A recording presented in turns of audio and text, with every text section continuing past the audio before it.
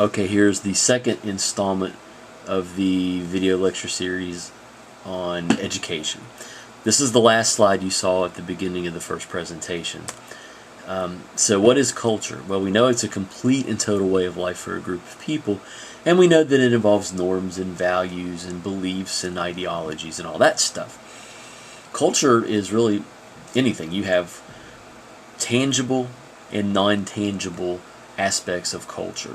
Tangible means it's like stuff you can touch, like books, clothes, cars, your phones, anything you can put your hands on. The non-tangible or non-material parts of culture are things you can't touch, things like thoughts, ideas, beliefs, values, norms. Okay, components of culture include, but may not necessarily be limited to, clothes, jokes, humor, child-raising methods, food, art, celebrations, language, medical cures, etc. Now, we talked about school tracking in the first video. I mentioned, I believe, all of these, and your book talks about these as well. School tracking involves assigning students to different types of educational programs. I'm assuming a lot of you guys are probably in college preparatory classes. You're in that track. Most students are in what's called the general education track. Some are in vocational technical training tracks, and others are in special education tracks. Mental impairment, learning disabilities, behavior disorders, etc.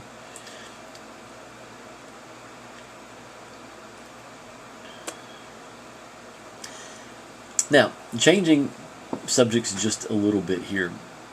Unfortunately, West Virginia leads the nation in a lot of not great categories. Sadly, high school dropout rates are one of those categories we lead the nation in.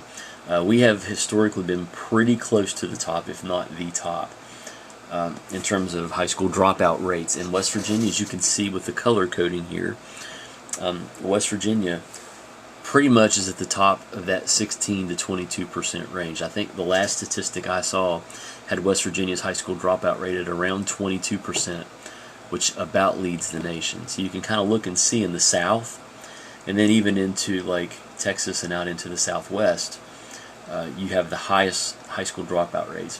When you look at the northeastern part of this country, you have the lowest high school dropout rates. And then you have the states in green that are somewhere in the middle. High school graduation rates versus college graduation rates. And by the way, these figures and graphs that I'm showing you, you might mark where they're at in the video, or maybe snap them or pick them with your phones so you can kind of revisit them for later. You can see from 1900 to 2010, high school and college graduation rates in this country have gone up significantly. This speaks to how powerful and really how good in some ways our public education system is in this country. A lot of countries have modeled their educational systems after ours in the United States. Now, certainly we have our problems, don't get me wrong, but we also have a lot that's going pretty well. We have the highest high school graduation rates of any country in the industrialized world, and that is a good thing. But some countries with lower high school graduation rates will not let everybody go to high school. They only accept the smartest of the smartest of the smart. So a lot of countries will exclude women, minorities, and even students and children of average intelligence from completing high school for cultural reasons. We could compare China and the United States. For example, in China, 97% versus 100% of students who are eligible to attend grade school. Okay, pretty close. By junior high school, only 40% of children are in junior high, or we'll say middle school, while still 99% are in this country.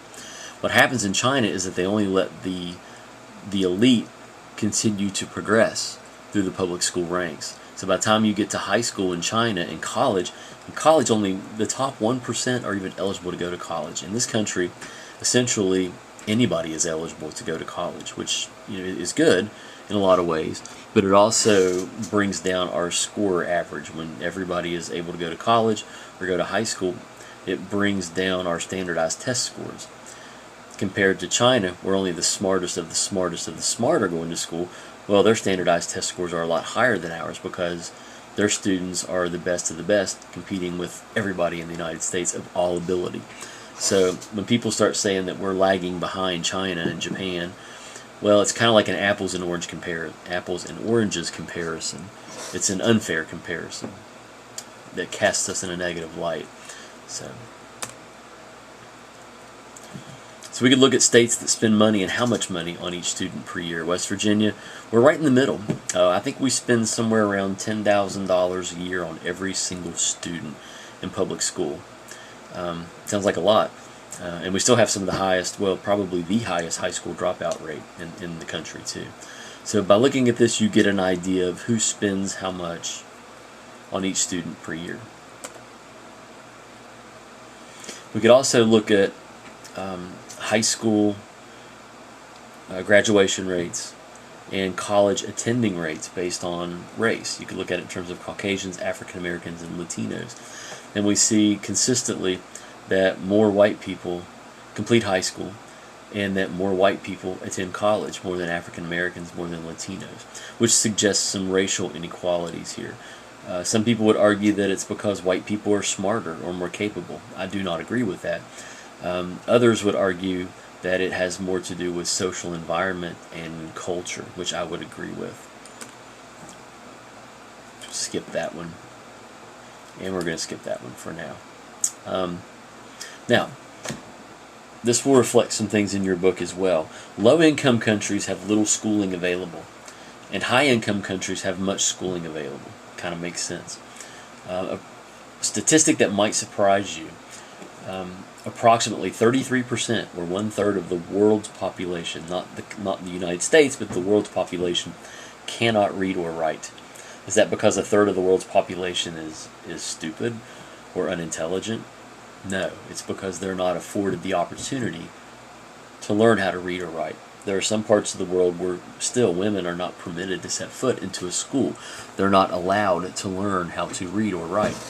You take the smartest person in the world, and if you deny them education, they're not going to learn. Schooling in India. We'll start looking at schooling in some different places. Schooling in India.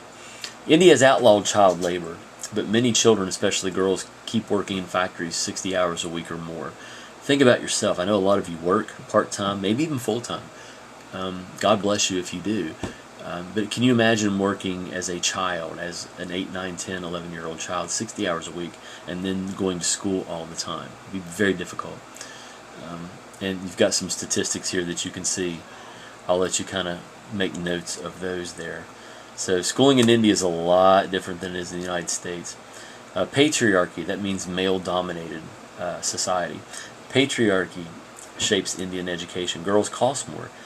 Parents have to pay a dowry to their daughter's husband's families when the woman gets married. So there's lower motivation and less money to send girls to school as compared to men. So a lot of girls don't get to go to school in India because of that, for financial and cultural reasons. In Japan, no mandatory education until 1872. Japan is widely praised for producing some of the world's highest achievers, and that's inarguable. They do. The early grades in Japan focus on tradition and custom, culture, if you will, way more so than in the United States, where we're still focused more on facts and memorization and learning stuff. They're focused more on culture. In the early teenage years, the focus reshifts. Upon highly competitive exams, and these scores on these tests determine the entire future for these kids. So a lot of pressure, and that's a lot different than it is here in the United States. Now, Japan has a 96% high school graduation rate, and you're thinking that's really great. That's about what it is in the United States, just a tick under. However, again, it's kind of like China. They're not allowing everybody to go on to school. It's only the best of the best that continue to go through school. So you are going to have a higher graduation rate. And you've got the best of the best graduating compared to everybody in the United States who is eligible to graduate. So go ahead and call that the end of part 2 for the education series here. Thank you.